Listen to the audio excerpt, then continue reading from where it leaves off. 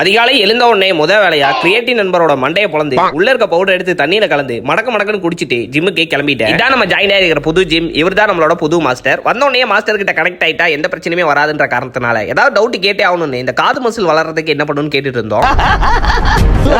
இவங்கெல்லாம் ஜிம்ல என் கூட ஒர்க் அவுட் பண்றவங்க. வர்து உப்பிலி பார்த்த சாரதியோட நெக்ஸ்ட் வெர்ஷன். எக்ஸ்பாண்டபிள்ஸ் பட போஸ்டர் பார்த்த மாதிரியே இல்ல. வந்த உடனே ஆளாளுக்கு கத்து வச்ச மொத்த வித்தை இப்ப இறக்குற பாடுறா அப்படின்னு சொல்லிட்டு போசிங் அடிக்க ஆரம்பிச்சிட்டானுங்க.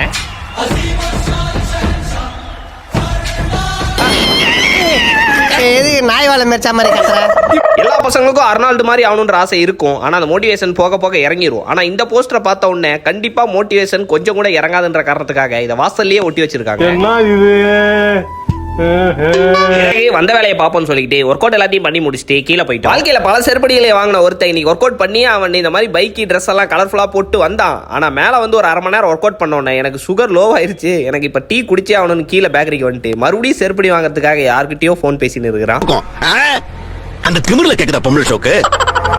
வீட்டுக்கு வந்த உடனே காலை உணவாக முட்டை சாப்பாடு பொரியல் குழம்பு எல்லாத்தையும் உள்ள தள்ளிட்டு ஆஃபீஸ் கிளம்பி வந்துட்டேன். வந்த உடனே ஒரு பார்சல் ஒன்று வந்திருந்தது. அதை ஓப்பன் பண்ணி ஓரமா வச்சுட்டு மதியம் உணவு உட்கொண்டுட்டு ஒரு 2 மணிக்காட்ட முழு வாழைப்பழம் 3 மணிக்காட்ட 2 முழு முட்டை ரெண்டையுமே முழுக்குன்னு உள்ள தள்ளிட்டு கொண்டு வந்து இந்த மீன் மாத்திரையை வாய்க்குள்ள போட்டு இன்றைக்கான தண்ணீர் அளவை சமன் செஞ்சுட்டு வீட்டுக்கு கிளம்பி போயிட்டேன்.